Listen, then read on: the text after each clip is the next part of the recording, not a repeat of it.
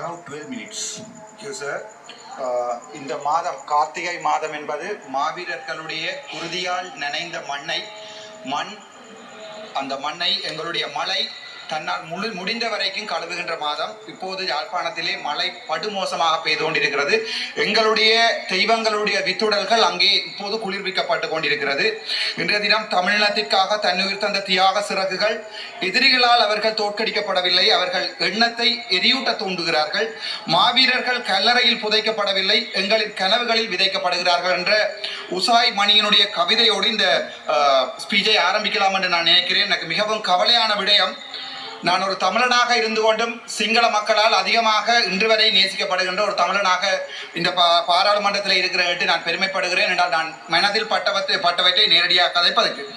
இன்றைய தினம் எங்களுடைய 323 கண்டெய்னர் கள்ளன் என்று சொல்லப்படுகின்ற ஒருவர், உங்களுக்கு தெரியும் யாரென்று, இன்றைய தினம் வந்து சொல்லியிருக்கிறார். தேசிய தலைவரும் 44,000 போராளிகளும் வடக்கு மாகாணத்தில் குடுவித்தார்கள் என்ற ஒரு கதை ஒன்றை இன்றைக்கு சிங்களத்தில் சொல்லியிருக்கிறார். இவர் சிங்களத்தில் சொல்லி தப்பிக்கலாம் நினைக்கிறார். ஆனால் சிங்களமும் தமிழும் சரளமாக பேச தெரிந்த எனக்கு அது விளங்கினது. அதனுடைய வீடியோவை நீங்கள் பார்ப்பீர்கள் வெகு விரைவில். மிகவும் கவலையாக இருக்கேன் என்றால் இவர்கள் சொல்லிக் கொண்டு வந்தவர்கள் எப்படி, நாங்கள் எல்லாம் சிங்கள பிரபாகரன் என்று சொல்லிக் கொண்டு வந்தவர்கள் தான் இந்த அனுரகுமார் நாயக்கத்தினுடைய அரசாங்கம். எங்களுடைய மக்களும் அப்படியே பொய்களை உண்மை என்று நம்புகின்ற ஒரு சமூகத்தை சேர்ந்தவர்கள் நாங்கள். ஆகவே எங்களுடைய சமூகம் அள்ளுகொள்ளையாக நம்பியது.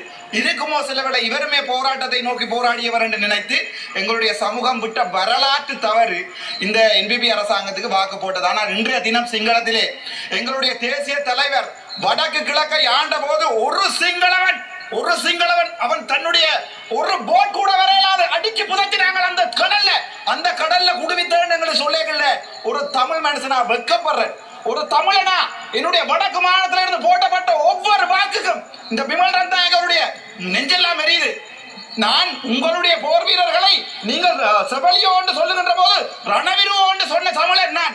ஏனென்றால் ஆயுதம் ஏந்தி என்னோட இருக்கிறார்கள், ஆயுதம் ஏந்தி போராடியவர்கள் உயிரை துச்சமாக மதித்த தெய்வம் அதற்கு மேலே. ஆனால் வெட்கமாக இருக்கிறது,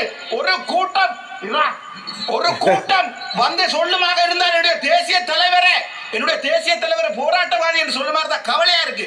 நீங்களும் ஒரு போராடிய சமூகம், உங்களுடைய ஆயுதம் தூக்கின 1000 பேர் இருக்கிறீர்கள். வெட்கமா இல்லையா? சோறாடா சாப்பிடுறீங்க என்று கேட்கிற அளவுக்கு எங்களுடைய தமிழ் மக்கள் உங்களை வடக்கு மாநிலத்தில் பார்த்துக் கொள்வார்கள். நீங்கள் கடைசியாக சுட போவது ராமநாதன் அர்ச்சுனாவை, அது எனக்கு நன்றாகவே தெரியும்.